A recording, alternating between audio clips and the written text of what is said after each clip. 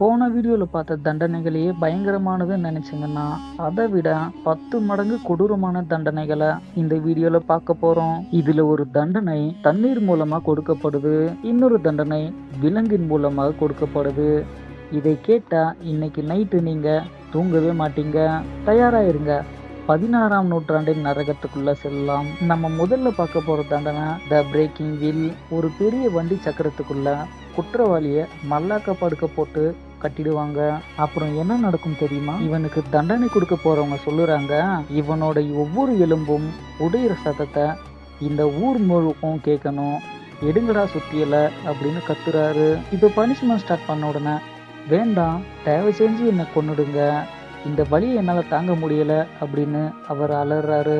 அப்படி என்ன தண்டனைன்றத வாங்க பார்க்கலாம். மரண தண்டனை கொடுப்பவங்க ஒரு பெரிய இரும்பு சுத்தியில வச்சு அந்த மனுஷனோட கை கால் எல்லாத்தோட எலும்பையும் ஒவ்வொன்றா அடிச்சு உடைப்பாங்க. உயிர் போகாது, ஆனால் எலும்புகள் எல்லாம் நொறுங்கி போயிருக்கும். அப்படியே அந்த சக்கரத்தை ஒரு உயரமான இடத்துல மாட்டி வச்சிடுவாங்க. கழுகுகள் வந்து அவன் உடம்பை உயிரோடு கொத்தி கொத்தி தின்னும் வரைக்கும் அவன் பல நாள் அந்த கழுகுகள் கொத்தி தின்னும் வலியை அனுபவிச்சு பல நாள் துடி துடித்து சாவான். இப்போ தெரியுதா இந்த பனிஷ்மெண்ட் ஏன் நான் முதல்ல சொன்னேன்னு?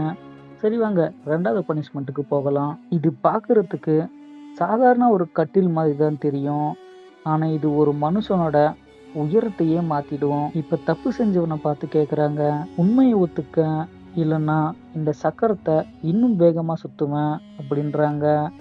அதுக்கு தப்பு செஞ்சவன் என்ன சொல்கிறான்னா, நிஜமாவே எனக்கு எதுவுமே தெரியாது, என் தோல் கிழிஞ்சிடுச்சு, தோல் பட்டை விலகுது, விட்டுருங்க என்ன அப்படின்னு கதறி அழுவுறான். குற்றவாளியோட கை கால்களை 2 பக்கமும் கயிறுல கட்டி சக்கரத்தை சுத்துவாங்க.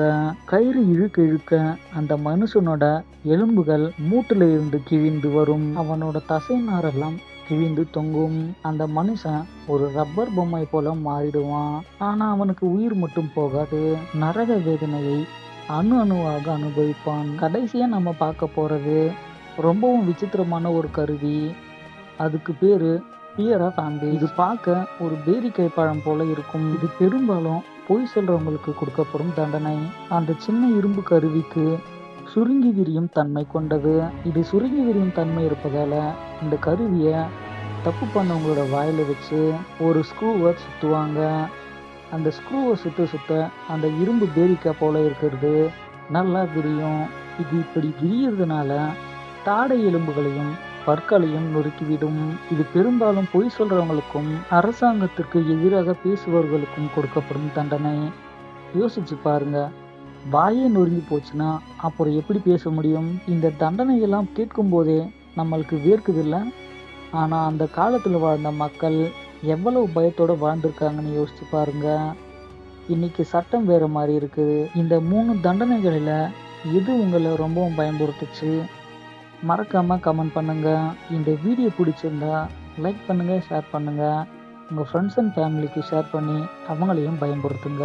அடுத்த வீடியோவில் இன்னும் பயங்கரமான உண்மையோடு வரேன். அது வரைக்கும் ஜாக்கிரதையாக இருங்க.